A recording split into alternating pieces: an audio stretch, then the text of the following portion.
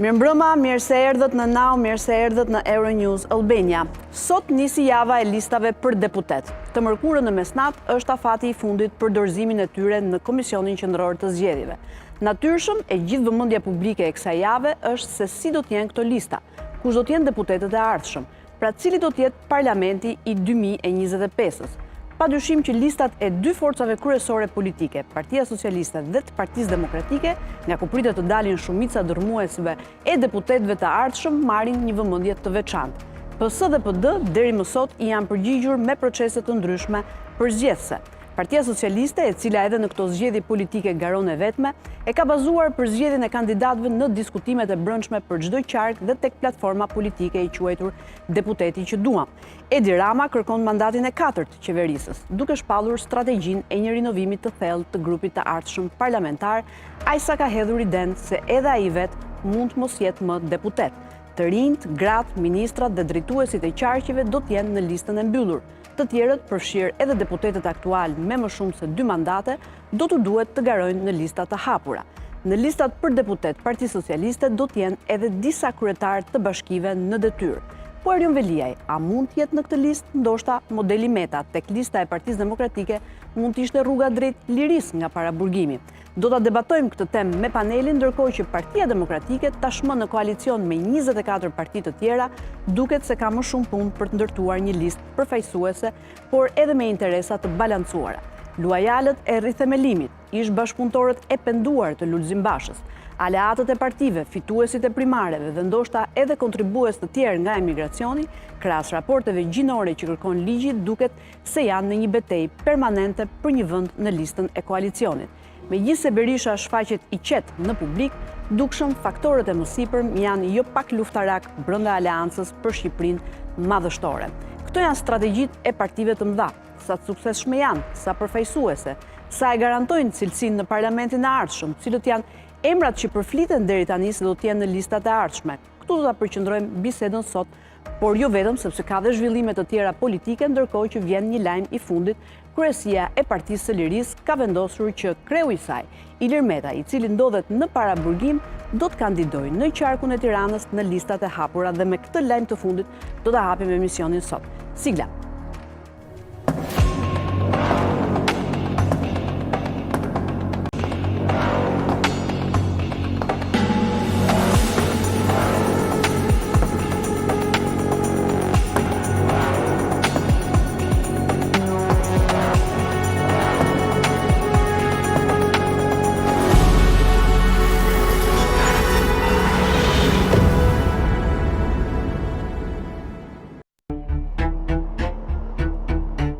Asnjë deputet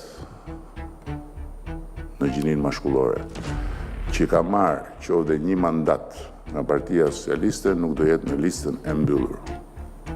Procesin jemi duke e përmbyllur me drejtuesit politike dhe besoj që përpara fatit do ta konkretizojmë. Do nisin konsultimet dhe pas konsultimeve me drejtuesit politik, do mlidhet kryesia, do hartoj listën.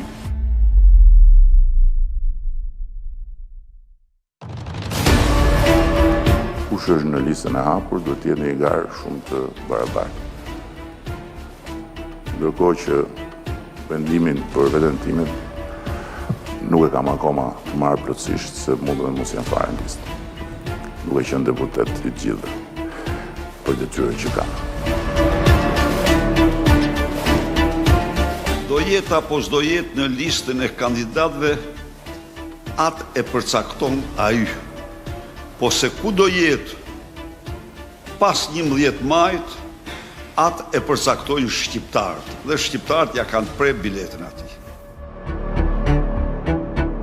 Shikojeni Mustajin e Kujtim Gjuzit dhe aty e keni kartë vizitën e madhështisë së asaj bauleje me rraqe. Ku je Kujtim, jepi ato musteqe ose bëj diçka me të se çmellet pas musteqeve tua burrë dhe këto. Ku e kam Kujtimin? Ha, bravo.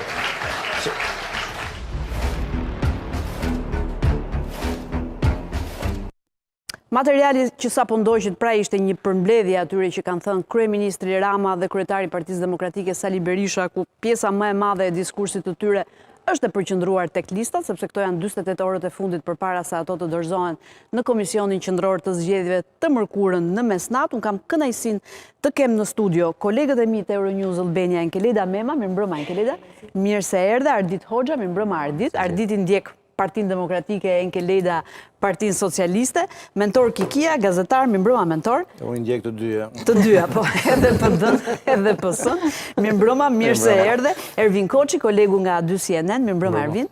Kënaqësi që je këtu. Lavdrim Lita, Faktor.al, mirëmbrëma Lavdrim. Ne ndjekim ata që s'ndjekin të tjerët. Që s'ndjekin të tjerët, ti ndjek prapaskenën, atë që nuk lexohet në kamera. Mirë, ka një lajm të fundit përpara se t'i shohim më pas edhe grafikisht konfigurimet e gjitha qarqeve, emrat që përfliten për të diskutuar kush qëndron, kush nuk qëndron. Ka një lajm të fundit, që vjen nga Partia e Lirisë, pasi kryesia e Partisë së Lirisë miratoi sonte vendimin e presidentit të Partisë së Lirisë, zotit Ilir Meta, për të qenë kandidat për deputet në listën e hapur Qarku Tiranë të koalicionit Partia Demokratike Aleanca për Shqipërinë Madhështore në zgjedhjet për kuvend të datës 11 maj të vitit 2025. Dhe këtu do ta ndalim si fillim diskutimin ton, sepse është përfolur për Ilir Metën që mund të ishte në qarkun e Fierit kandidat për deputet, tani ka vendosur në Tiranë, në listë të hapur, çfarë do të thotë kjo, edhe si i bie që do të jenë 5 kandidat tani nga Lëvizja Socialiste për Integrim? Ose PL-ja, ndjes, Partia e Lirisë. Do jenë më shumë se 5. Më shumë se 5? Jo, po them, bashkë me Ilir Metën, pra 4 në vend të sigurt dhe Ilir Meta. Varet se do jetë lojë e hapur, pastaj 4 janë marrëveshje që ka bërë Partia Demokratike me Partinë e Lirisë, që do të jenë në listat e sigurta. Tashmë mbetet të shohim se kush do jenë qarqet, pasi deri ditën e djeshme, informacioni i sigurt që ka qarkulluar me burime, po themi nga dyja kampet, si nga Partia e Lirisë dhe nga Partia Demokratike, fliste për një ndarje që zoti Meta shkonte në listën e sigurt Fierit, zoti Axhenasto në listën e sigurt të Elbasanit. Kur shohim tabelat aty e kemi vendosur emrin e Ilir Metës. Dhe dy pastaj drejtuesit e tjerë, zonja Xhixho dhe zoti Blushi, ishin në listën e sigurt të Tiranës. Por ky kalimi i zotit Meta në listën e hapur të Tiranës trazon të gjithë këtë lloj. Trazon të gjithë?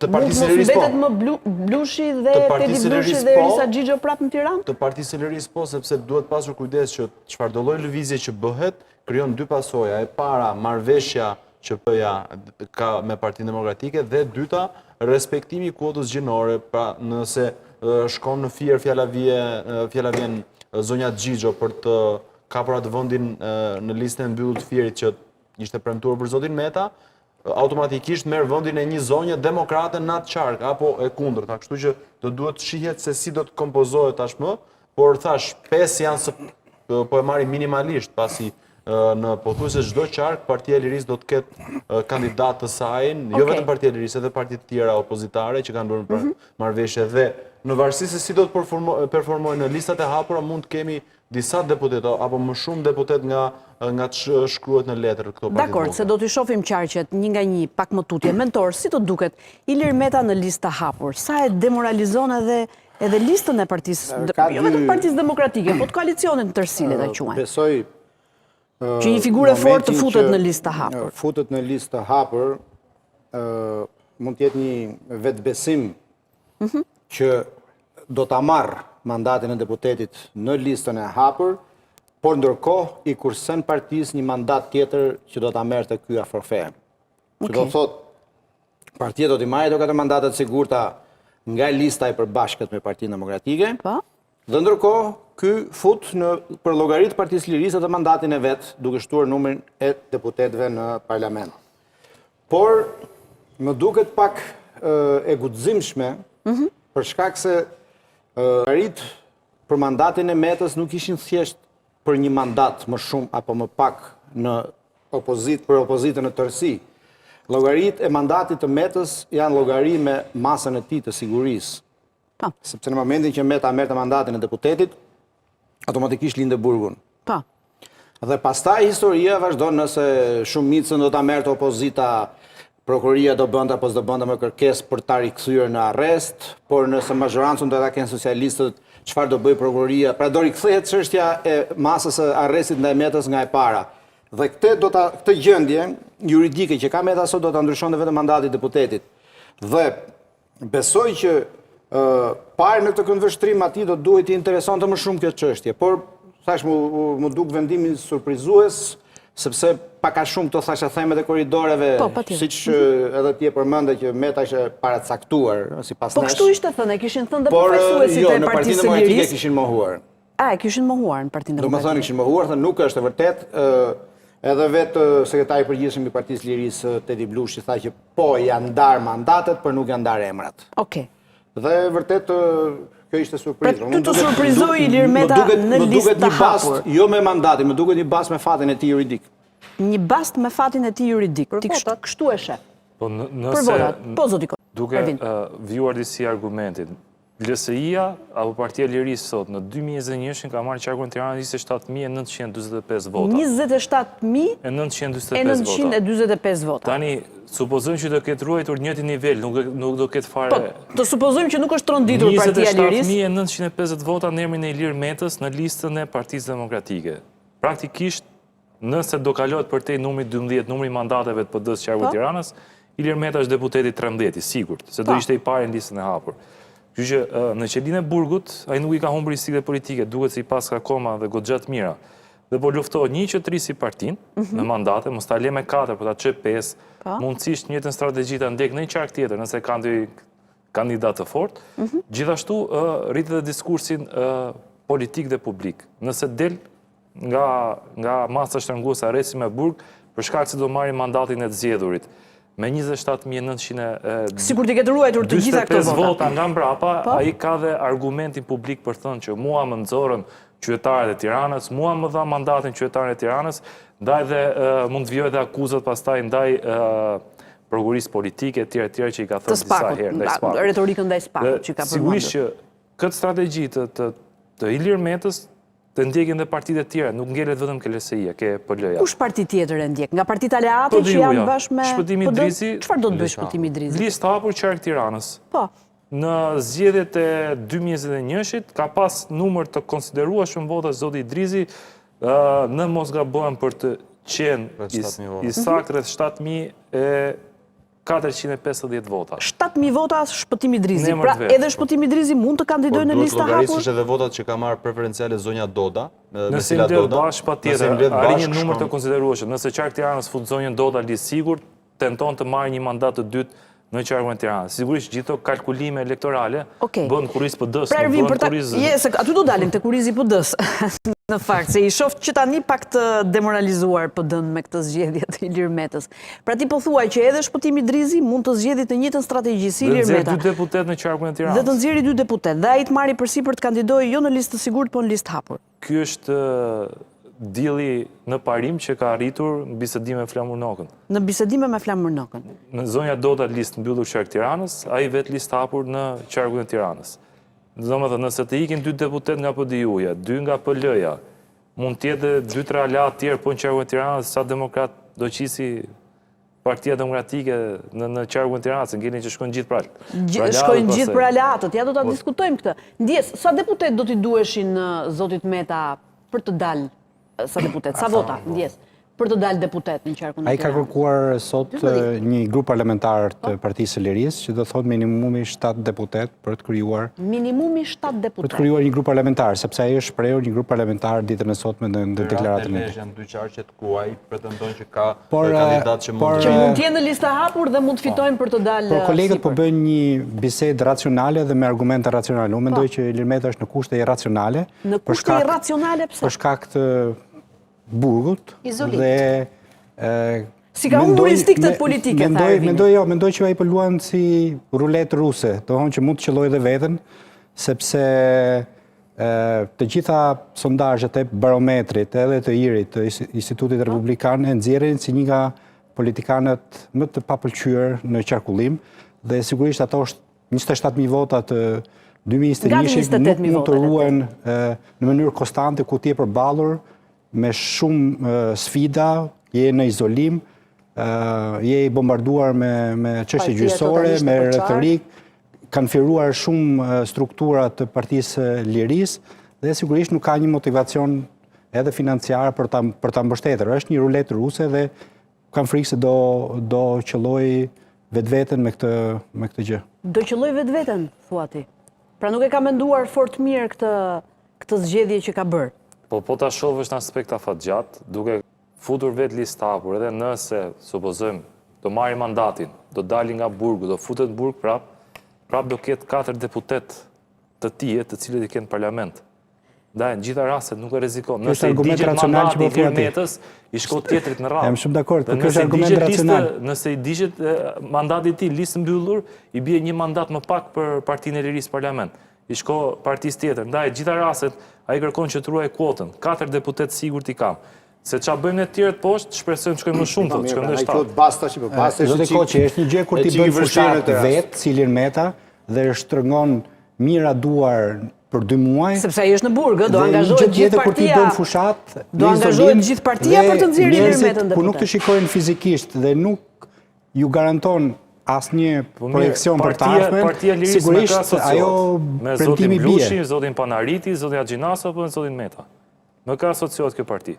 Me Ilir Metën, kur dalë takoj strukturë dhe i thotë, votoni Ilir Metën, mos votoni asnjë po ky është problemi tani, që si rregull ai lufton për të dalë dhe e gjithë partia me çfarë ka, do luftojë e gjitha që të nxjerrë Ilir Metën deputet, po sa e demoralizon kjo listën e. Por ndërkohë Partia Socialiste ka bërë dhe punën e saj në strukturat e Partisë së Lirisë. Do me thëmë, nga 2021 deri në 2025 shumë PL-ista janë vjelur, është absorbuar në Partinë Socialiste, kemi rastin e fundit të Silva Cakaj, që ka qenë pjesë e Partisë së Lirisë, dhe tashmë është larguar për ambicie tjera. Është pothuajse një antare e Këshillit Bashkiak, pothuajse e pavarur, kështu që dhe Silva Cakaj ka pasur ambicie tjera, jo ambicie politike. Po largimi i disa eksponentëve të Partisë së Lirisë do thotë një largim i elektoratit. Megjithatë, unë do thosha diçka erle, këtu do jem pak e guximshme, do thosha shumë mirë që Ilir Meta e ka bërë që ka dalë në listë hapur. Ti thua shumë mirë? Unë them shumë mirë që ka bërë, sepse për një votues të Partisë Demokratike, përveç atyre që janë milituesit e vërtet të Partisë Demokratike, por edhe ata që nuk janë militues 100%, ata duan të votojnë Partinë Demokratike. Dhe nuk besoj se do duan të votojnë edhe Ilir Metën. Besoj që për mua, në mendimin tim, problemi është që nuk Ilir Meta në listat e mbyllura ishte një shtesë pa nevojshme për Partinë Demokratike. Ama po 4 do ketë PL-ja në listën e mbyllura. Dakor, por emri Ilir Meta, unë po e lidh emrin e Ilir Metës dhe njerëzit çfarë asociojnë me emrin e Ilir Metës. Çfarë asociojnë me emrin e tij. Kështu që Ilir Meta është në listën e hapur, është shumë mirë që është në listën e hapur, ta provoj garën e vet. Nuk besoj se i ka më sot 28000 vota, absolutisht. Mund t'i ketë mbi 10000 vota të nevojshme për ta fituar mandatin e deputetit. Ka që duan të pak të 10000 votash? Të paktën 10 deri në 12000 vota do t'i duhen për ta marrë mandatin e deputetit, por besoj që ai do ta arrijë këtë, se nuk besoj që dhe të gjithë tjerët që do të jenë në listë hapur do të marrin të gjithë nga 12000 vota e 13000 vota. Kështu që besoj ai mund të arrijë marrjen e mandatit të deputetit, por Partisë Demokratike në këtë rast besoj që i ka bërë një nder shumë të madh, që është në listë hapur dhe nuk është pjesë e lista e sigurt. Si votues të djathtë dhe majsa të djathtë votues njofunde, duke qenë se vide nga një familje e djathtë, do duan të vetojnë Partinë Demokratike dhe kryetarin Sali Berisha dhe jo Partinë e Lirisë dhe Ilir Metën brenda në të gjithë koalicionin e Partisë Demokratike. Okej, Ardit, çfarë kishe përshtuar, se edhe një pyetje kam për Metën. Në vim të logjikës e Keletës, nëse ka pasur një skuzë apo një lloj justifikimi që është përdorur nga Partia Demokratike në 2023-shin, ishte pikërisht fakti që demokratët ishin të thirrur për të votuar siglën e Partisë së Lirisë dhe emrin Ilir Meta krah tyre, pra që ishte një lloj stepje, ky emri Ilir Metës i step të demokratët. Dhe nga shumë demokratët e kanë deklaruar që pritani se juve kishte bërë gjë Ilir Meta, Sali Berisha nuk do ishte pozita që sigurisht Ilir Meta po i tregohet mirënjohës ndaj Sali Berisha, po tregohet mirënjohës ndaj Ilir Metës që në Bashkinë e Shkodrës zoti Berisha nuk do ishte kthyr Selinën në PD-s. Se gjithë mbajmë mend çka ndodhi 8 janar 2022-shin Seli. Bjem dakord për këtë, bjem dakord, po flasim për ndjesi që kanë pasur demokratët dhe që janë artikuluar, ne i kemi dëgjuar për gjatë këtyre 2 viteve. Dhe thënë këtë, unë mendoj që emri i zotit Meta në listën e hapur të Tiranës ka dhe 2 lloj mundësish që hap. Mundësia e parë, shtohet, po themi një emër demokrati që ndoshta nuk ishte mundësim për të dalë deputet në listë e hapur, por duke që në listën e mbyllur ka shanse të futet në parlament, dhe tjetra nuk do duhet pasur kaq frikë nga ata kandidat potencial demokrat sepse po të luaj me basenet e votave, në qoftë se po themi baseni i zotit Meta në Tiranë është 27.000 vota. Nëse i ka ende jo, 27.000 baseni, po vota, themi, pastaj sa arrin të thith, sa arrin të Po thith shumë ura kanë rrjedhur. 27.000 po e quajmë. Okej. Sa është baseni i Partisë Demokratike? Është 200.000 vota. Pra, një demokrat, një kandidat demokrat, 2 kandidat, 3 kandidat demokrat, do të kërkojnë vota preferenciale nga ky basen me 200.000 vota, ndërsa zoti Meta te ky baseni me 27.000 vota, që ne thamë që është kurrur gjatë tyre 3 viteve me largimet që i kanë ndodhur. Përpjestohet baseni i Partisë Demokratike. Absolutisht, por po them, do jenë 3, 4, 5 kandidatë Se thua fuqishëm. përpjestohet, ndjes Ervin, që ta janë kuptojnë edhe Numri qytetarët. deputetëve shko deri në 37. Po. Domethënë, aleatëve listë hapur si u të ketë lënë dhe 1-2 tjerë. Po? Plotësohet numri i tyre, pastaj gjithë tjerët janë demokratë që i garojnë. Po mund ta Dhe marrësh secili edhe do këtë luftoj për motivimi. emrin e vet, nuk do luftoj për emrin e Është dikujt motivim tjetër. për pjesën tjetër të listës së hapur apo Meta. demoralizim? Jo, motivimi i Ja, votuesve Lavdrin, të Meta ja, që sjell vota Po, të tjera Ardit, te koalicioni. Ata që janë në listën e PD-s, që arkuajnë Tiranës, do lobojnë që të votojnë për emrin e tyre, nuk do lobojnë që të votojnë për emrin e dikujt tjetër. Ajo llogaritet si Ndërsa vot partia në strukturat fund. e Partisë Lirisë do lobojnë gjithë që të votojnë emrin e Ilir Metës, kjo pra, është ideja. në fund ajo Ato i llogaritet si vot përqendrojnë votat, partie. kurse të tjerët i shpërndajnë. Po marrim një shembull, pa Ilir Metën, pa 17.000 vota, të bëjmë një marrëveshje fjalë që nga 27 i kanë ngelur 17.000 vota. 17.000. Pa 17.000 vota preferenciale të Ilir Metës, PD-ja mund të marrë 16 mandate. Me këto 17.000 vota merr 17 mandate. Pra, duke i shtuar këto vota preferenciale, të cilat në fund llogariten edhe si votat koalicionit, Po. hapet edhe një vend tjetër tek lista E hapur. Lista e hapur. Pra mund Për Partinë mund të Demokratike. shikohet edhe nga kjo perspektivë që rrit basenin edhe rrit në fund vota totale që merr koalicioni. Njëtë logjik mund ta Pra, përdorim ti e shef edhe për zotin pozitivisht. Idrizi që nëse këto janë vota të cilat Partia Demokratike nuk i merr dot ndryshe. Pra, vota që mund t'i marr vetëm zoti Meta me emrin e tij dhe zoti Idrizi vetëm me emrin e tij, se me që si mos. Mentor. Kemi parasysh një gjë. Ne i shikojmë çik gjërat ftoft, sepse i shikojmë nga jashtë dhe përpiqemi që çdo bashkëpunim, çdo marrëveshje dhe çdo kandidim brenda listës në listën sigurt, jashtë listës sigurt, ta shikojmë më shumë parimore dhe në mënyrë parimore, po. Demokratët nuk kanë pse të votojnë dhe për të bërë Ilir Metën deputet. Ndërkohë që Ilir Meta nuk e di se sa e ka forcën e rëndesës më partia, ti nuk është provuar. Por, në një proces zgjedhor vendimtar, për opozitën, sepse nëse humbet dhe këto zgjedhje, do duhet të trazohen në mënyrë absolute shumë gjëra, këto parime neglizhohen dhe prioritet absolut ka marrja e pushtetit. Dhe këtu ajo formula e famshme, apo thënja e famshme e Muçnanos që të bëhen bashkë gjithë qilbësirat vetëm të largojnë Berishën, këtu nuk po them që të bëhen bashkë gjithë qilbësirat, po të bëhemi bashkë kushdo që mundet që të marrin pushtetin Ramës. Dhe kjo është arsye që edhe ky koalicioni ka marrë, ka mbështjell, kë ka gjetë kë rruga Greket çan bashkë. Elbasanit aty në Buzlanës, pa pyetur fare për integritet politik dhe për peshë, mjafton 100 Disa vota, 100 literalisht vota. qëndronin aty. Në këtë kuadër, Partia Demokratike është detyruar të lëshojë terren, sepse kur flitet për koalicion, flitet për ndarje pushteti. Në fakt, lufta për ndarje pushteti bëhet kur partitë vinë në pushtet, dhe aty fillojnë sa ministra, sa drejtore, deri ke roja shkollës. Po, e lexon elektorati këtë që thua Dërsa ti me Ja, Lavdrin, në japun këto fjalën. kushte, pushteti fillon dhe lëshohet ke numri i mandateve. Dhe unë besoj që ajo që intereson me pak sot Partisë Demokratike dhe këtij grupimi është të krijojë sherrë dhe çarje përpara zgjedhjeve.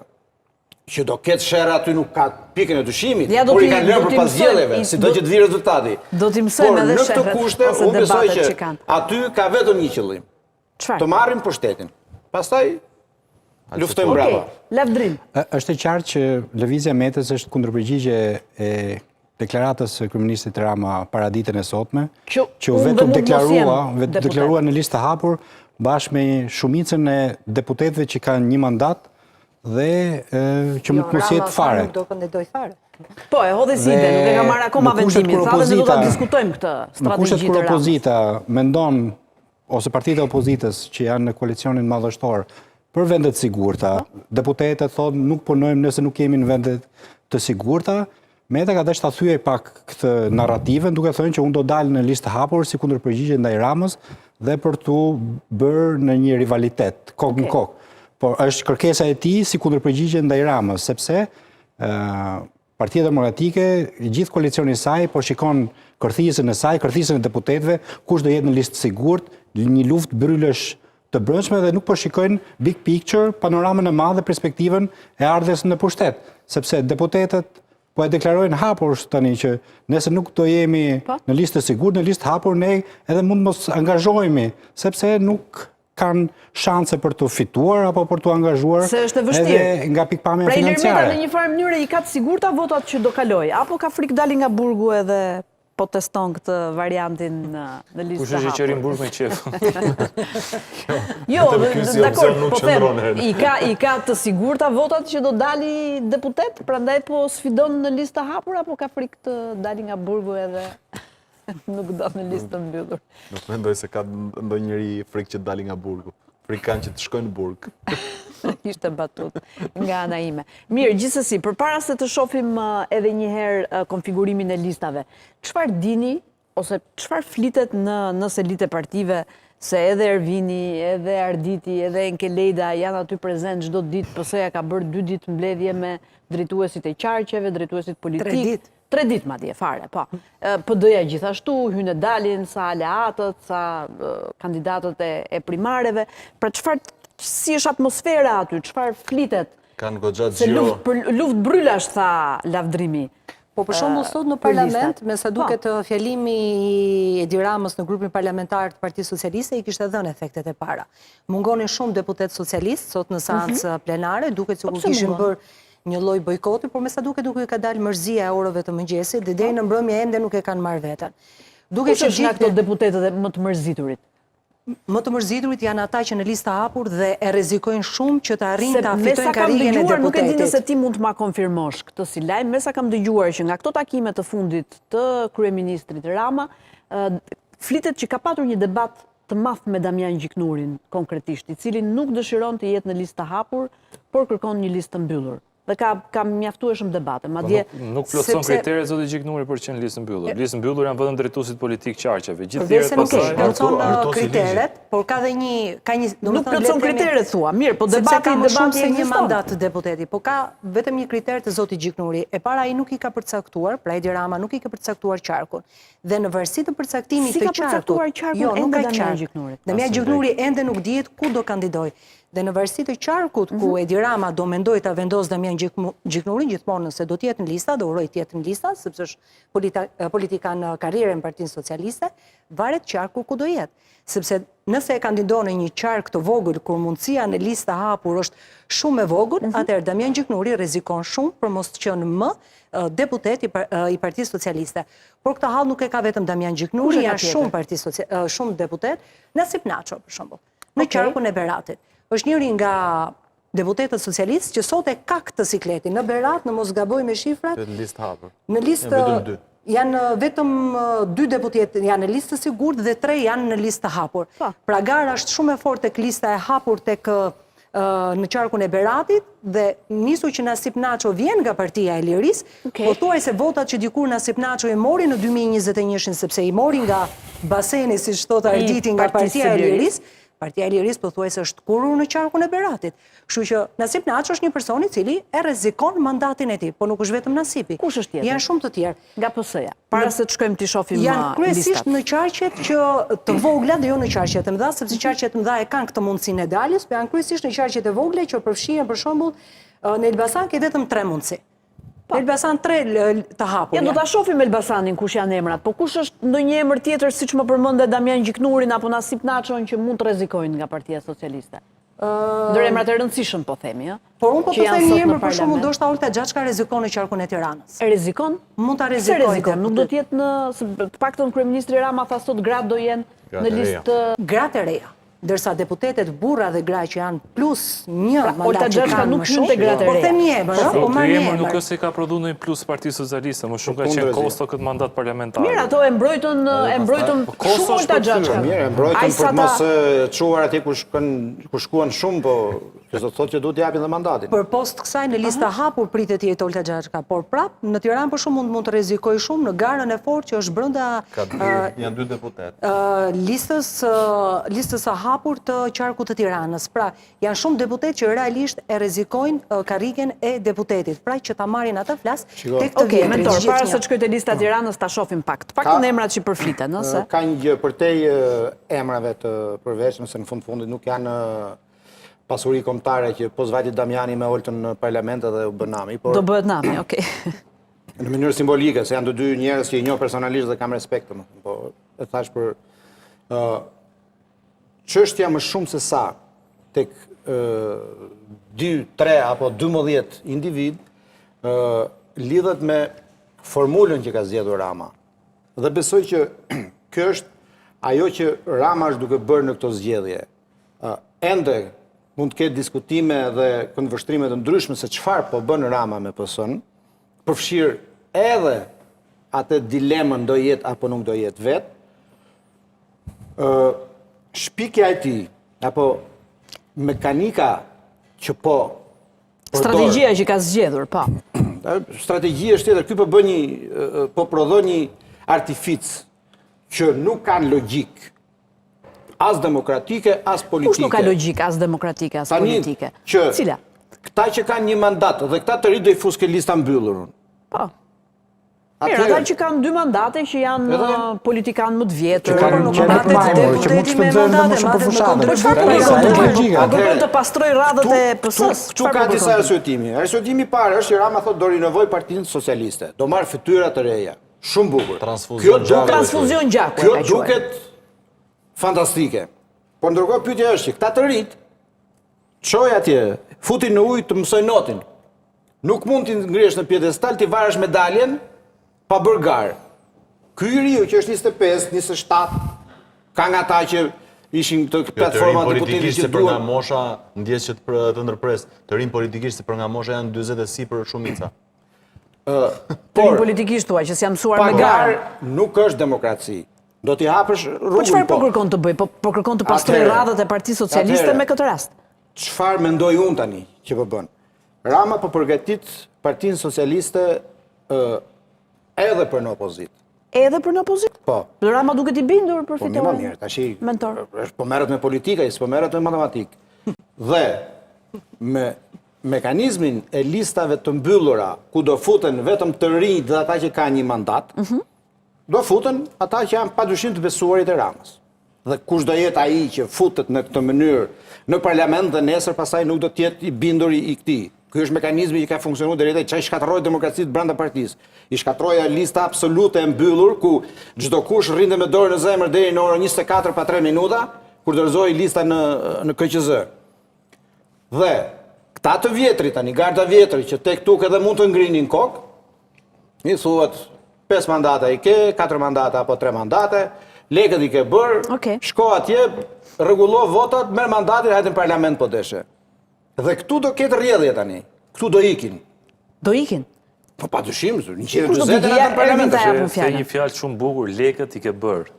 Lekët i ke Ky është bërë. argumenti pse do të heqi pjesë të madhe. Kam bërë lekët edhe do duhet vetë pastrohet. Po i kursen dhe nga spaku i bie. Ndërsa, Po i kursen në një farë shumë mënyrë. interesante dhe Apo spaku i ka më kollaj ti marri Shumë me interesante vete. është paralajmërimi nëse do jetë apo s'do jetë vetë Rama. Aty do ta diskutojmë atë. Okej, Do nëse ndalemi ke për më vonë, aty. le Jo, më e kam vonë. për më vonë. Dua vetëm Sa për diçka, nuk shpëton njëri nga spaku edhe nëse s'është deputet. Për sa Do të kohë kalojnë vepra 15 penale vjet. është bërë kur ti ke qenë në detyrë, vijon hetohesh për atë çështje. Nuk është se Nuk shpëton njëri nga spaku, pavarësisht se je apo si je në listë sa për kohë vepra deputet. penale mund të jetë bërë gjatë kohës që ke pasur mandatin Thjesht i heq deputet nga apo vëmendja zyrtar. pra në një farë mënyrë. Mund t'i Se kur largosh janë ende disi. deputet, gjithsesi vëmendja është më e madhe Nuk të tek shpëton nga burgu. Po nëse patjetër Ardit, që të nxjerrë dhe listën e tjerë. mund të shtoj diçka tek pjesa e, po themi, këtyre etheve që janë në Partinë Demokratike. Po aty çfarë po ndodh? Një gjë shumë e bukur kanë vëre këto javën e fundit, po themi ditët e fundit është që të gjitha kafet Kafet rreth PD-s. Ambientet listat. publike të rreth Partisë Janë plot. Demokratike janë Gumëzhin. Gumëzhin dhe me zi gjem vend për të ullur, sidomos Kështë të shef Shikoj e më të- Partisë Socialiste i sot, pas deklaratës së Ramos, u shpërndan deputetët grupe në të gjithë lokalet, çu me Grupe njëri me tjetrin. dhe ka qenë periudhë mirë për kafet rreth Është gjë e partive. bukur për gazetarët kjo. Kanë Kjo qenë stil. plot dhe kafet. Jo, dakord, interesante, po kush Me janë? kandidat, mbështetës të kandidatëve dhe me plot Të personazhe kënaqur janë që aleatët do i marrin disa vende apo jo? Po, absolutisht jo, Janë absolutisht paknaqur jo, po me këtë sepse zgjedhje.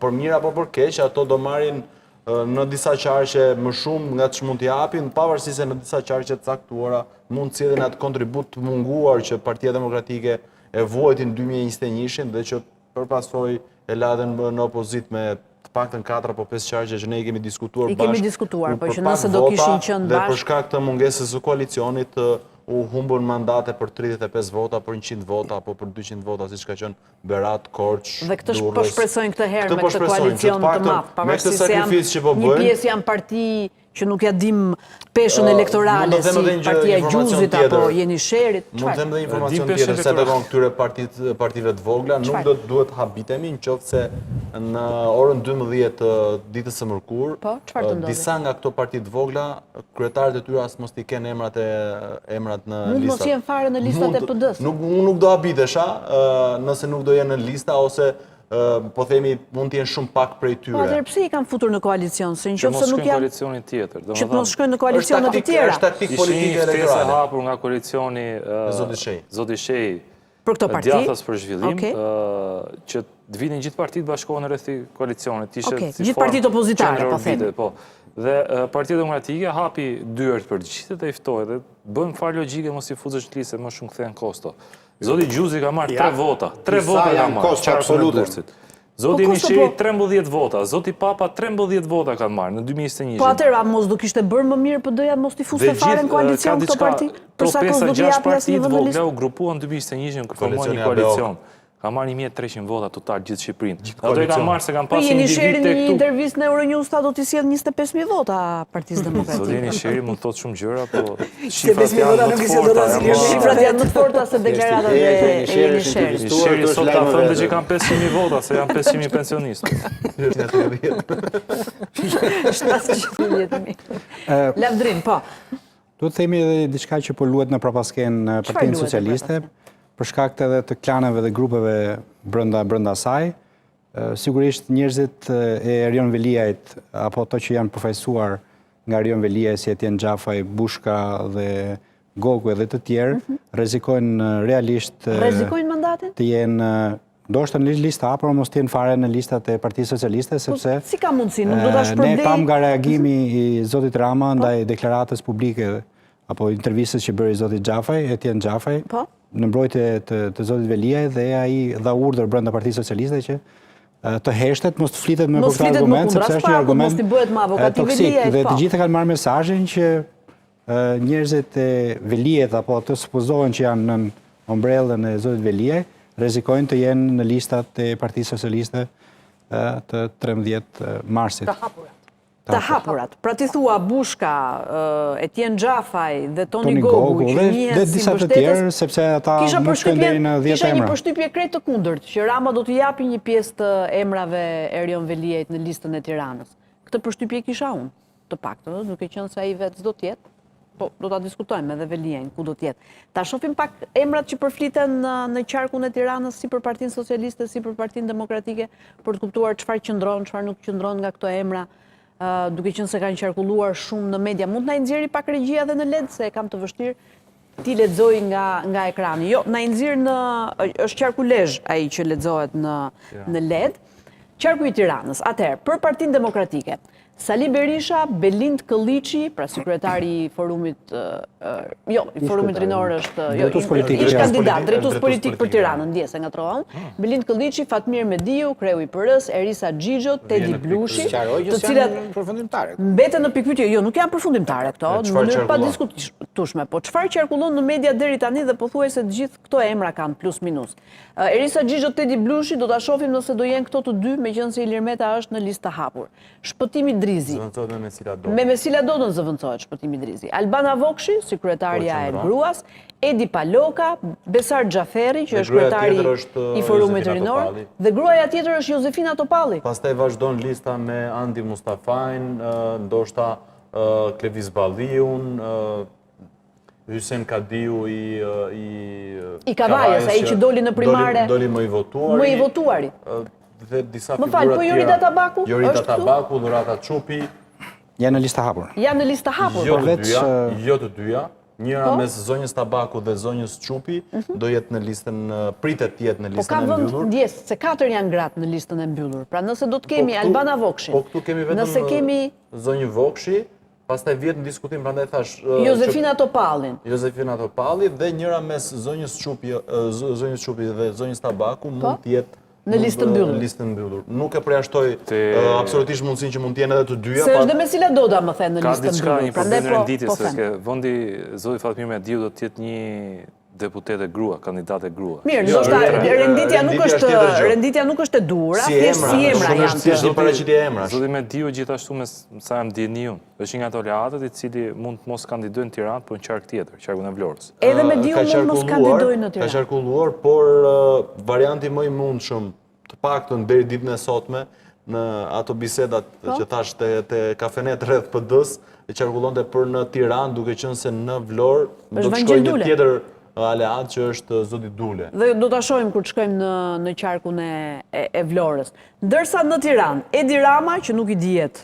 Derta Manastirliu, Elisa Spiropali janë të sigurta sepse janë drejtueset politike. Edhe Ervin Hoxhaj, ministri i brendshëm. Ervin Hoxhaj mund të jetë edhe në listën e hapur, se Ervin Hoxhaj dhe Adea Pirdeni drejtojnë që të dy njësinë numër 1. Kështu që në njësinë numër 1 kryeministri besoj do zgjedhë Adea Pirdenin dhe Ervin Hoxhaj do ta kalojë në listë të hapur me shumë mundësi. Lindita Nikola nuk është në listë të sigurt, Olta Xhaçka nuk është në listë të sigurt, gjithmonë po them në atë çfarë Edi Rama ka artikuluar dhe formulën si e ka ndërtuar. Albana Koçiu është në listë të sigurt, Igli Hasani është në listë të sigurt, është ministër pas një mandat, Blendi Goxha është ende në diskutim në listë të hapur apo në listë të mbyllur, ka shprehur një vullnet për të qenë në listë të hapur, për ta matur vetë forcën e tij politike. Erion Braçe do të jetë në listë të hapur, Etilda Gjonaj është në të hapur, Fatmir Xhafaj e ka stat të kaluar sepse në 2021 e thyu hersin. E thyu hersin 15.000 vota, kështu që besoj nuk ka. Mendimin e Veliajt. Po, mendimin e Veliajt ama. Patjetër, por nuk e ka. Faleminderit Lavdrim që na e kujtove. Ermonila Fela është në listë të hapur, që Xhemal Çefalia po ashtu nuk e ka problem sepse zonën e Dajtit, le ta themi në mënyrë metaforike, ai është baroni i asaj zone dhe me çdo parti që të kandidojë Xhemal Çefalia atë zonë. I ka votat e vet, ai kontrollon ato vota. Nuk e ka. Ornaldo Rakipi është në listë të hapur dhe këtë kam konfirmuar se takova sot në parlament dhe tha nuk e kam problem, do jem në listë të hapur. Pra do të jetë në listë të hapur. E ka provuar dhe ai në 2021 mendimin e babait të tij për të marrë mandatin. Pandeli Majko është në listë të hapur, Elena Kaçë dhe Zerina Bruçi janë në listë të mbyllur, duhet jetë edhe një emër tjetër që më shumë mundësi duhet të vinë nga diaspora. Dhe një emër tjetër nga diaspora. Kush do të jetë se shumica e emrave të Partisë Socialiste që ka në listë të hapur? Besoj që aty ka ajo lista mbyllur mungojnë kandidatët që janë nga këto të rinjt. Pra do futen në platforma deputetike. Është deputeti që 90% atyre janë pjesë e grupit parlamentar. Do vinë nga deputetët që duan, nga këto të akademisë politike me cilët deputeti që duam diaspora do t'jenë ndoshta drejtues të pushteteve vendore dhe qendrore dhe një pjesë. Do shprishet të gjitha, besoj. Pak më që kemi në ekran. Janë të 47 kandidatët e Tiranës. Këto janë vetëm emrat që po fliten dhe Keleda na sqaroi që janë. Po flasim për emrat kryesor dhe potencial. 49 kandidat për deputet Tirana. Ka 37 listë hapur të 12 listë mbyllur. Në listë mbyllur. Po flasim për mbyllur, se mbyllura do jetë ajo që do të jetë me të rinjt. Po, sepse kush ka praktikisht 12 deputetët ose kandidatët për deputet në listë mbyllur Partisë Socialiste do të jenë shumica të rinj me sapo kuptoj. Janë ministra, që është Igli Hasani, është Albana Koçiu, është Adea Pirdeni, mund të jetë dhe Blendi Goxha, që janë të sigurt që janë ministra që do të jenë në listë mbyllur. Goxha ka test për Bashkinë e Tiranës, nëse e kalon këtë test. Elena Kaçë, Zerina Bruçi janë, Ogerta Elisa Spiropali po se janë drejtuese politike, nëse do jetë edhe Edi Rama do vendosi. S'ngelen shumë për dalë për brenda pasaj. Po pra. Uzun venet. Që do të thotë që po kjo është dilema dhe arsyeja e mërzive. Kështu që Pikërisht për. Që do të thotë që Sepse shumë nga PS-ja këto 17 mandate ka marrë në 2021-shin. 12 i heqim, 5 nëse i mbetimi të njëjtit pra gjithë rezultat. lufta bëhet për ndoshta 5 deputet. 5 deri në 6. Nëse mendojnë që mund ta marrë marri të 18-in me që kemi shtuar numrin e mandateve në 37. Nëse Për forca do të thotë që automatikisht në listën e hapur bien shanset e fitores. Unë besoj që ka vend Tirana për listën e hapur dhe besoj që fitoria e listës hapur do të jetë fitore më e bukur. Pra ata që do të marrin vota dhe do kalojnë pragun në një farë mënyrë dhe mund të bëhen. Sepse kanë dhe një autoritet tjetër, kanë dhe një legitimitet tjetër brenda partisë. Nuk jetë thjesht një në punës. Njerëzit kandidatët e listës hapur, përveç atyre politikanëve të karrierës, të cilët janë drejtues qarku, pjesa tjetër do të jenë në punës parlamentare, nuk do të jenë deputet. Okej, Ervina, duhet ta bënte edhe PD-ja të njëjtën gjë apo është e kondicionuar? Sa për replik, me gjithë respektin, kemi 2 deputet që kanë thyer listën nga ato, në 2021 dhe nuk është se... Xhafaj dhe Rakipi? Ornaldo Rakipi. Nuk është se kanë dalë ndonjëherë kundër rrymës partisë në votime, apo, okej, zoti Xhafaj ka pasur në një qëndrim, do një fjalim, më themi, disi ndrysh në sallën e parlamentit, por ka ardhur puna për të votuar. Zoti Rakipi as nuk kemi dëgjuar me fjalime. Po votat i ka, ama. Po kjo është ideja, pra votat i ke, po si i ke votat? Në Partinë Socialiste, jo vetëm zoti Xhafaj, po zëri kundër nuk është i pranishëm. Jashtë nuk do votojnë, nuk do fitojnë gjithë me të njëjtën metodologji që fitoi Ornaldo. Po. Gjithsesi për Partinë Demokratike për ta vijuar, zoti Berisha besoj se ka shumë dilema në mendjen e tij, po besoj të zgjidhej siç të jetë i zgjidhej. Sepse do të marrë për konsiderat aleatët që diskutuan, primaret, personat që i kanë qëndruar në krah, bashkimi i partisë, mos krijoj përçarje në një moment të caktuar dhe besoj në finale do bëj listë siç do doja ai dhe. Tani kush po e bën listën në PD Ardit? Po e bën Sali Berisha apo në bashkëpunim me ka? Apo po i thret ai drejtuesit politik? Aleatët i ka thirritur Flamur Noga, ai ka bërë negociata me gjithë aleatët. Pra negociatat me aleatët i ka bërë Flamur Noga. Shkuar, ku sekretari përgjithshëm Dërsa zoti Berisha nga ato që diun shumë negociata, ka dhënë vetëm po parimore që do jeni brenda koalicionit dhe madje disa nga aleatët e kanë marrë me të shkruar marrëveshjen tek zoti Berisha. Kanë firmosur, jo disa, po të gjithë aleatët kanë firmosur. Pra kanë firmosur një coplet. Po, disa kanë vënë kushte për 2027-ën, për zgjedhjet lokale të ardhshme, duke kërkuar edhe bashki edhe antar Këshillit Bashkiak. Pra, kanë shkuar në negociata shumë të thella. Me afatgjat. Dhe në pra me një plan afatgjat, jo vetëm për këto zgjedhje, por dhe për zgjedhjet lokale 2027. Shikoj, tek Partia Demokratike, të paktën në atë që unë di, zoti Berisha është mes 2 lloj zgjedhjesh. Ka një lloj zgjedhje ose një numër të lartë kandidatash dhe emrash të spikatur, të cilët janë afruar rishtasin në Partinë Demokratike dhe figura që deri diku kanë treguar edhe hapjen e kësaj partie, që kanë ardhur nga diaspora, nga departamenti Brain Gain, të rinj, apo ndoshta edhe në një nga shoqëria civile. Dhe përpos këtyre është edhe grupi tjetër i, në thonjza, ushtarëve besnik të zotit Berisha, ushtarëve të partisë, të cilët ata që e kanë mbështetur që në fillim, që të foltoria. Kanë mbajtur që në fillim dhe kanë mbajtur deri diku partinë në këmbë edhe kur partia nuk ishte parti, pra që s'kishte logo dhe nuk ishte asnjë lloj, po themi, identifikimi juridik edhe nocioni që të njihej nga organet shtetërore.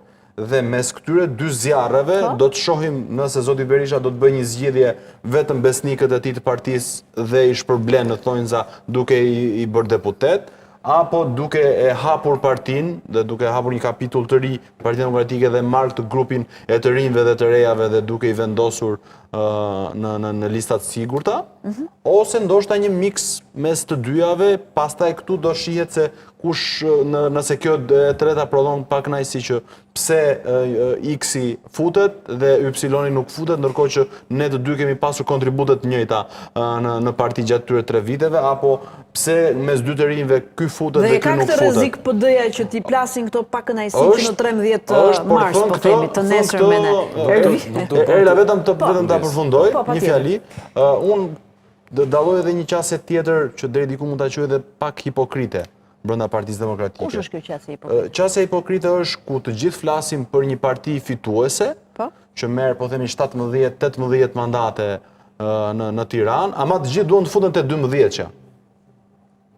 Pra e kanë frikë atë 5, 6, 7 vendet që mund të prodhojnë nga lista e hapur, sepse të gjithë këtë thonë. Po ti pyetësh në retorik, ti marrësh një nga një, qoftë deputet, qoftë kandidat për deputet, thonë ne dalim fitues, fitojmë qarkun e Tiranës dhe të gjithë qarqet e tjera, por që të fitosh qarkun e Tiranës, minimalisht do të marrësh 18 deputet. Jam dakord. Pra, kur je një politikan me eksperiencë edhe në opozit, pse do duhet ta kesh frikë? Të qenurit në lista hapur. hapur. Sepse është shpenzim i madh energjish, shpenzim financiar, shpenzim infrastrukturor, nuk e ke Së shëlet ti bësh votat për të kaluar pragun. Patjetër, sidomos në 2025-ën ku politika ka lëvizur nga premtimet e mëdha, se qytetarët tash nuk po i shikojnë fare programet e partive politike. Edhe premtimet në një realitet të ri të shtuar me parti. Edhe elektorati është gjithë kanë sytë te Tirana. Gjithsesi, Ervin. nuk bën sens që brenda Partisë Demokratike të ketë kaq shumë betejë, kaq shumë debate të brendshme, kaq shumë diskutime, të jem listë, mos të jem listë. Pas 12 vitesh opozita ato duhet të ishin kështu të unifikuar. S'prish punë, bëhet ti deputet, po mjaftot fitojmë, kthejmë PD në pushtet. Nëse ti ecën me këtë ide për të hyrë në zgjedhje parlamentare 11 majit, do ngeli hatri mund, do heq këto votat këtij, nuk do nxjerr këtë deputet nga inati, ta gëzojnë Edi Ramën edhe 4 vite të tjera. Ta gëzojnë edhe 4 vite të tjera, thuati. Se është qasje... Kështu ka shkuar, janë zënë ka qenë dikur për ta rikthyer. Zoti Basha nuk bëri primare, po bëri atë kë nuk do ti. Ishte tjetër, ishte primare negative ajo. Tani fillon me primare pozitive. Tashmë ca fituan, ca nuk fituan, fillon direkte me status e Facebook, jo po më vodhën votat, jo po mbëm këtë. Ideja është që nëse ti realisht ndjen Partinë Demokratike si forcë, si subjekt, mund të kontribuosh edhe vullnetarisht, pa pasur ambicie do jem se s'bën deputet. Ti je deputet apo jo? Pasi momentin që PD vjen pushtet, ka pushtet Shumë për romantike gjithë. kjo. Shumë romantike. Ka 12 vite në opozitë. Kur vjen pushtet aty ka pushtet për gjithë, ka pushtet për të konsumuar për gjithë. Ka një arsye pse duan të gjithë, sepse nuk kanë siguri. Po kjo është qasje hipokrite atëherë. Ke parti që për shembull i mban Rama ministra nga 6 muaj, pastaj kur i heq nuk u thot fare dhe marrin vesh nga tita që është edhe smërzitë fare ata se smërzitë se hyn nga i derë, din derë, apo din nga derë hyn nga dera tjetër, se ka pushteti për edhe deputetët që i tha në sot Rama e tha këtë gjë. Ai vetëm postat e deputetit ka dhe ajo lufta për të marrë mandatin, është pak të marrë mandatin. Pra po ama nëse duan të fitojnë zgjedhjet, mos ta thon pastaj. Historia tjetër është, tjetër gjë mendojnë tjetër gjë thonë. Do duan të kenë atë objektivin madhor e marrjes pushtetit, këtu duhet të sheshohen të gjitha historitë e tjera, qefmbetjet e garës, sepse ne s'kemi kulturën e të pranuarit garës. Nëse jemi të dy garë fiton ti, unë gjëja e fundit do të them që isha unë më dobe, po do të them që kjo bëri me hile, se kjo njifte kryetarin e jurisë, se kjo bëri të pagoj, këtë korruptoj, këtë tjetrin. Kështu që nëse do të vazhdojnë të bëjnë atë që bën zgjedhjet vendore, ku në televizor dilin thonin do mundi me Rio Velin, dhe pastaj në mbrapa i bënin gropën njëri tjetrit. Okej, s'kan gjë mbi thua këtu. Ervini tha ta gëzojnë, unë them ta gëzojmë. Ta gëzojmë të gjithë së bashku, e ka fjalën mentori. Enkelida, meqense përmendi Erion Veliajin mentori, mund të kishte një surprizë për shembull dhe Veliaj të ishte në listën e Tiranës për deputet, sepse ndoshta me formulën e Ilir Metës mund të dilte dhe ai nga para burgimi? Tani besoj nuk ka surprizë, sepse nëse do ta fuste në listën e kandidatëve për deputet, do duhet të shkarkonte. Duhet të merrte aktin e shkarkimit dhe vetëm ose të dorëheqen ai vet. Por akti i shkarkimit do të ishte më i durë.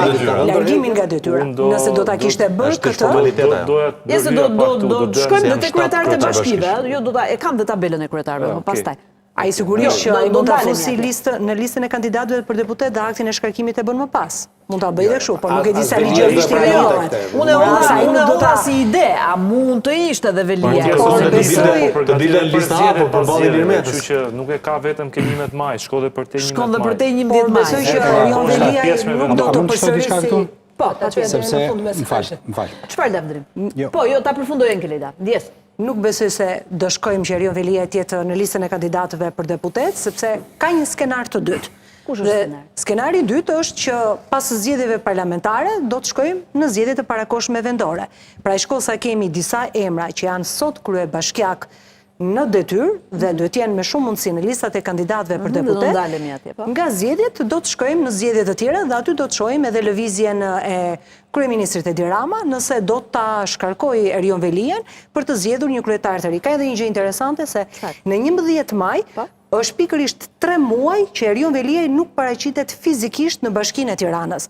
Çka do duhet që Këshilli Bashkiak, pse tu në kokës, është fiks në 11 maj. Nuk qëndron sepse do duhet që Këshilli Bashkiak të marrë vendim pra Po pritet ta çojë deri në fund, se nuk marr le ta çojë deri në fund. Këshilli Bashkiak duhet të mblidhet dhe duhet të vendosi kush do të jetë kryetari në detyrë. Nuk mund ta mbaj pafundësisht Erion Veliaj Pa paraqitur fizikisht jo. Nëse ai nuk paraqitet fizikisht në 11 maj, menjëherë pas zgjedhjeve në 12 maj Këshilli Bashkiak do duhet të mblidhet, të vërtetoj faktin që Erion Veliaj nuk ka qenë për 3 muaj fizikisht dhe duhet të zgjedhë kryetarin në detyrë. Të vullnetit të tij, po për shkak se ndodhet në duhet të zgjedhë, nuk ka rëndësi, duhet të zgjedhin kryetarin në detyrë. Dhe automatikisht Erion Veliaj nuk është më kryetar i Bashkisë së Tiranës, sepse do ketë një kryetar në detyrë. Prandaj e bëra dhe pyetjen, a mund të ishte një zgjidhje kjo e futjes në listë? Për vetë qeverisjen vendore, do duhet që Këshilli Bashkiak t'i propozojë Këshillit Ministrave shkarkimin e kryetarit sepse ka 3 muaj që s'vjen detyrë. I bie që PS-ja në Bashkinë e Tiranës, e cila de facto po drejtohet nga zoti Rama këto kohë, antarët e Këshillit Bashkiak t'i kërkojnë, po ishte edhe sot, t'i kërkojnë zotit Rama shkarkimin e zotit Veliaj se ka 3 muaj që s'vjen në punë. Kjo dora se do bëj rrugë më të shkurtër zoti Rama shkarkimin e mos direkt e vet. 75 drejtorët e Bashkisë Tiranë, 75 drejtorët e Bashkisë Tiranë nuk po shkojnë fare në fushat. Dhe janë tërhequr nga fushata në Tiranë. Sot ishte Rama në takim me drejtorët e Bashkisë. Sepse një pjesë e madhe e tyre ka pas marrë angazhime edhe për zyrat elektorale që nuk janë paguar prej 2 muajsh nga janari shkurti. Nuk i kanë pse s'ka lek PS-ja apo? Sepse po bën një farë presioni që Rama të dali publikisht dhe me forca të tjera në mbrojtje të Erion Veliajt dhe po e tensionojnë gjën në bazë. Qëllimisht situatën, po thua. Qëllimisht dhe sigurisht daljet e Ramës, mbledhjet me drejtorët e Bashkisë, daljet në shesh, është që ata të demotivojnë nga kjo qasje destruktive brenda partisë, madje objektivat që kishte vënë për 5 vota për secilin punojës të Bashkisë Tiranës. Për diasporën, e ke fjalë. Edhe brenda dhe jashtë që duhet të raportonin brenda këtyre organizatave socialiste ose nuk po përditësohen me dhëna të reja, pra diçka po lëviz në qarkun Tiranë dhe Rama është shumë i shqetësuar për numrat që mund të lëvizin në qarkun Tiranë. Pra është i shqetësuar për qarkun Tiranë. Patjetër, po flasim për 75 drejtorë të Bashkisë, të cilët nëse nuk aktivizohen për të bërë pagesa, zyrash dhe angazhimesh të tjera, diçka çalon dhe... i ka sjellë disa drejtues politik në Tiranë. Jam funksionar publik, nuk duhet të... Logjikisht nuk duhet bëjmë pagesa, e drejt kjo që thotë Ervini. Me logjik. Po zbatojnë ligjin. Po zbatojnë ligjin këtë në fund. Nuk do duhet të bënin pagesa, por Rama ka shtuar shumë drejtues politik në qarkun e Tiranës. Mund t'i bëjnë ata? Jo të gjithë kanë impaktin që ka kryetari i Bashkisë, sepse kryetari i Bashkisë ka njësi mini bashkiake, pra njësi administrative, ku ka funksionar, ka drejtor, ka i Bashkisë ushtron pushtet në territor. Të zgjedhë masa drejtuesi politik nuk ta zgjedh hapur, demotivon shumë strukturën e Partisë Socialiste. Dhe me që jemi tek kjo pjesë, dhe për të shtuar vetëm një element, Erion Veliaj e kishte krijuar dhe një strukturë brenda strukturës së Partisë Socialiste. Pa kishte krijuar ekipin e mbështetësve të vet të drejt për drejt për Erion Veliaj. Kështu që PS-ja në qarkun e Tiranës ka pasur 2 struktura, struktura e Erion Veliajt dhe struktura e PS-s. Dhe struktura e PS-s. E kishte mbështetësit e vet të drejt për drejt të tij.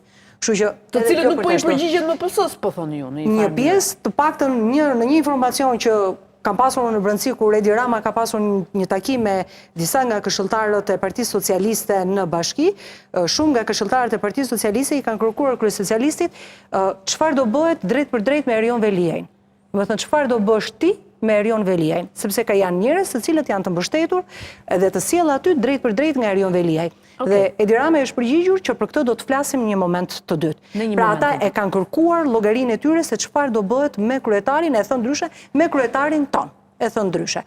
Sot ka patur një takim me drejtorët, me disa nga drejtorët në bashki. Nuk e di ende, do duhet të pyes më vonë, sepse kur janë takime Edi Ramën, nuk guxon njëri të marrë telefonin. Do të presim disa orë të kalojnë që të njësin. Ndonjë informacion. Jo të gjithë drejtorët. Kështu që dhe ai prandaj ju pa qëllim ka lënë një takim të përjafshëm me gjithë drejtorët e Bashkisë së Tiranës për ta gjithë qelizat dhe strukturat për ta mbledhur dhe për ta... Po, ka kërkuar madje që t'i raportojnë të gjitha njësitë e Tiranës t'i raportojnë atij.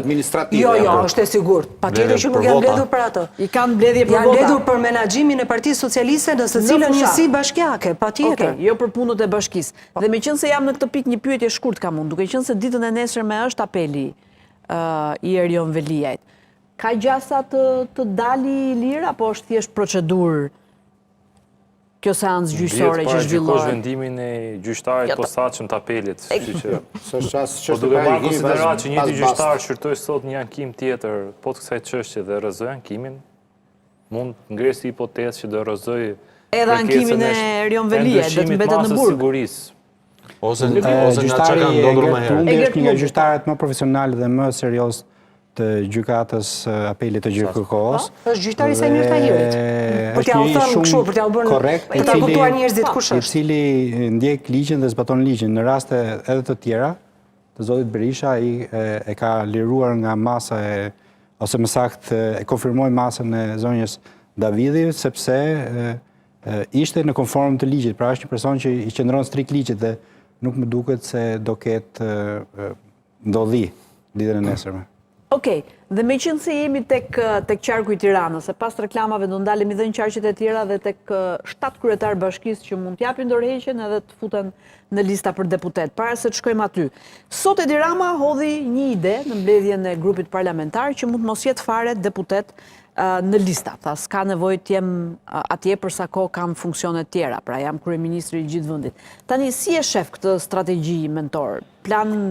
Strategji elektorale, plan largimi nga politika, një zhvlerësimi rolit parlamentit, apo diçka tjetër, Totalisht çfarë? strategji elektorale dhe strategji shumë e bukur. Pse e bukur? E para, mandati i Ramës në parlament është një mandat i shkuar dëm. Sepse Rama parlamentin e ka fakultativ. Kur i duhet foltoria e ka, kështu që atë mandat e jep dikujt tjetër dhe rrit numrin e deputetëve. Ndërkohë, nëse do dalë në listën e hapur, është një sfidë që i bëhet Berishës. Dhe i thot publikut, nëse ai ka sigurt fitoren, e dali ke lista hapur, shkak se del në krye të listës së mbyllur. Unë për vete e marr mandatin ke populli. Dhe Rama e merr pa dyshim mandatin në listë hapur. Nëse s'do futet fare, është një sfidë edhe më e madhe. Sepse ajo që përbën sot, le të themi, edhe një nga instrumentat e luftës politike kundër dyshes PSD, ose më saktë dyshes Berisha Rama, është që akoma këta të dy do zgjedhim ne, akoma këta dy, njëri ka 26, tjetri 36, pse nuk ikim, pse nuk bëjmë. Ka një qasje të tillë të reagimit publik. Dhe Rama thot, unë po iki, nuk e dua mandatin e deputetit, dhe në bazë kjo përkthehet bravo i qoftë. Si përkthehet në bazë? Ja, Përkthehet u tërhoq. bravo i qoftë? Nuk e demotivon bazën Në mënyrë ngesa e absolute liderit jo. atje? Në mënyrë absolute jo, se ai do vazhdoj të jetë në krye të fushatës, ai do vazhdoj ta drejtoj. Ky nuk do marri mandatin e deputetit, por do vazhdoj të jetë kryeministër nëse PSOE fiton zgjedhjet. Por është një artific përmes të cilës ai shet politikisht, Pra shet politikisht mospraninë e vet, jo thjesht në parlament, se nuk i duhet, se parlamentin aty e ka, por mosmarrjen e mandatit. Ndërkohë që këtej nga ana tjetër ka një luftë të eshme të gjithë kacavirën mas listës, kush do t'i afrohet kreut, ky thotë unë se du fare thot. S'dua të jem deputet të rit fare. thot tani praktikisht. Kauza e Ramës është unë i pari iki, nëse do vazhdoj me të njëjtën logjikë, po supozojmë që unë i pari iki. Këta të vjetrit të tjerë degdisa këtej, unë ja hap rrugën të rive. Po ti Saliku po shkon? Prap deputet. Prap deputet. Dhe në listë mbyllur. Kjo, për mua, në një farë mënyre, çon ujë në mullirin e tij të PR-it dhe është një gjetje shumë e zgjuar. Thash, ka sot njerëz që nuk duam Ramën, nuk duam Berishën, po ku po shkojmë? Po shkojmë te këto partitë e reja, si është një në këtë moment thotë, do parti treti? Po, do parti pa lidership të vjetër? Po ja ku ke PS-n këtu. Me të rinj, po, pa mua, po. Ti kështu e shef, një lëvizje të zgjuar të Ramës. Lëvizje taktike 100% elektorale. 100% elektorale. Ervin, ti si e shef? Besoj se bën dhe për të qeshuar këto hatër mbetet që mund t'jenë rrugës që Pse në listë hapur, pse jo në të mbyllur? Unë jam deputet fare, po unë do bëhem kryeministër, ju mund merri një post tjetër në ekzekutiv. Jo domosdoshmërisht ministër, po ka pozicione. Por i ka vetëm s'pës për ty. Mund të jetë kjo. Pra për t'i shuajtur këto pakënaqësitë që mund të kenë lindur brenda MPS për ata që do jenë listë hapur. Raporti i zotit Rama me parlamentin ka mbaruar për shumë kohësh, Se nuk shkon më. Se nuk shkon më. Para 2019-s, nëse mandatin e parë kisha të kënaqësinë që debatonte me Berishën, i pëlqente të krijonte ndonjë batut, të ishte lajmi i parë gjithmonë seancë, tashmë është zoti Rama që e ka zhvlerësuar rolin e parlament. E thot dhe vet ai, po, që e ka ngari. Dhe fjalimet kryesorë zoti Rama e pam ku mbajti fjalimin për buxhetin, ishte, po themi që rrotulloj, çka kemi bë, po jo çfarë do të bëjmë me buxhetin e ri, sa nuk e ceku fare. Ajo deklarohet zyrtarisht kur u zgjodh Spiro Pali në krye të parlamentit, tha unë s'vjem këtu tash, tha ja kam lënë Elisës, po, edhe dakor. Po Lavdrim. Mendoj që janë truke për të matur pulsin e shoqërisë, sepse Pra për momentin është një truk, po thua. E ka vendosur akoma. Sepse fakti që SPAK po e thellon goditjen në nivelet lartë të politikës, nuk ka se si mbrohet duke mos qenë në postin e deputetit, një. E dyta, pofton zotin Berisha të dalë dhe i në listë të hapur. Pra po i bën një sfidë Berishës. Po, patjetër, sepse nëse Meta është në listë të hapur dhe ai Metën mund ta eliminoj, sepse mund të sulmoj të gjithë elektoratin e Partisë së Lirisë duke e joshur, duke tunduar me oferta që mos të votojë zotin Meta, duke nxjerrë nga parlamenti dhe nga politika një herë e mirë. Zotin Berisha nuk do ta bëjë, po do ta adopsonte. Do ta adopsonte sepse Partia Demokratike do punonte për zotin Berisha në listë të hapur, por do kishte ritme të tjera. Pra po e fton Berisha në këtë kurth.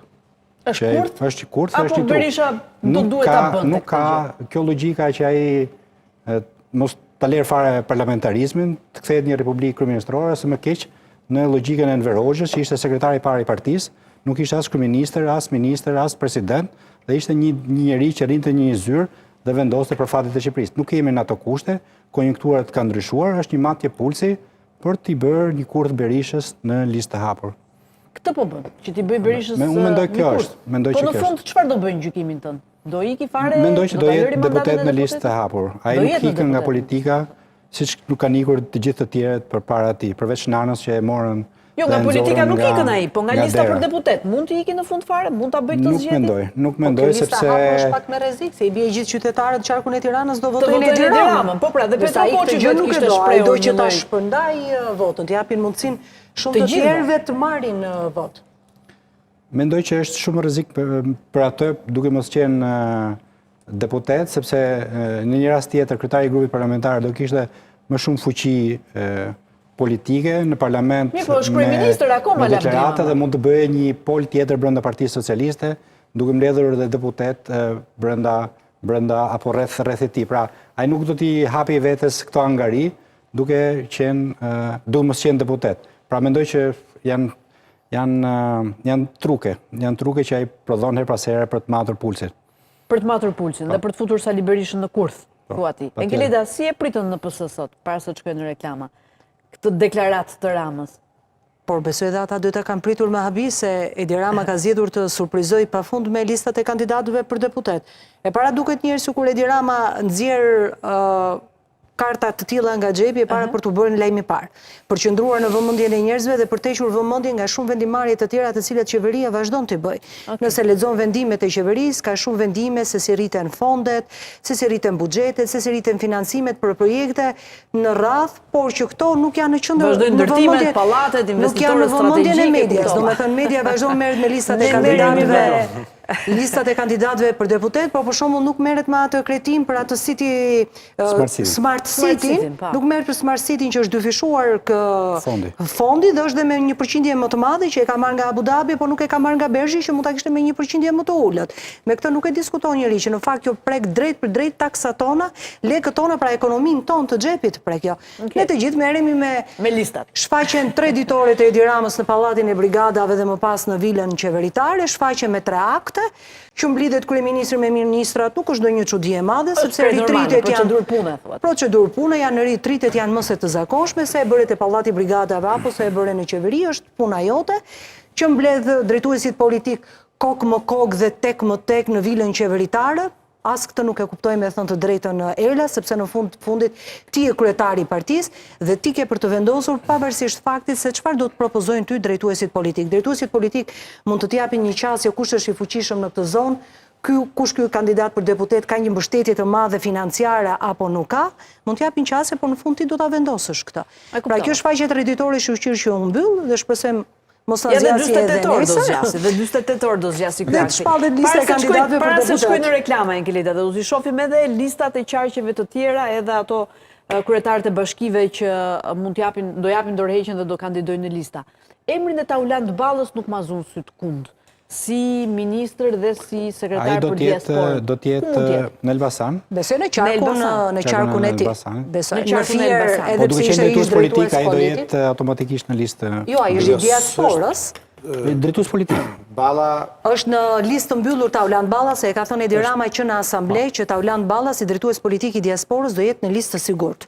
duke qenë se nuk diaspora s'ka një zonë, një qark të vetin të përcaktuar, prandaj Elbasani me shumë mundësi mund të jetë, me që është qarku i tij më historik. Nuk besoj se do kthehet në Fier, se tashmë Fieri është mbyllur me drejtimin e Belinda Ballukut. Kryeministrën Toket Zanun. Thot mentori apo siç e quan Sali Berisha. Mirë, shkojmë në një hapësirë publicitare, rikthehemi më pas me emrat në qarqet e tjera për deputet dhe ato kandidat ose kryetar bashkish që do lënë mandatin si kryetar bashkie dhe do kandidojnë në lista. Çfarë do thotë kjo? Pas reklamave.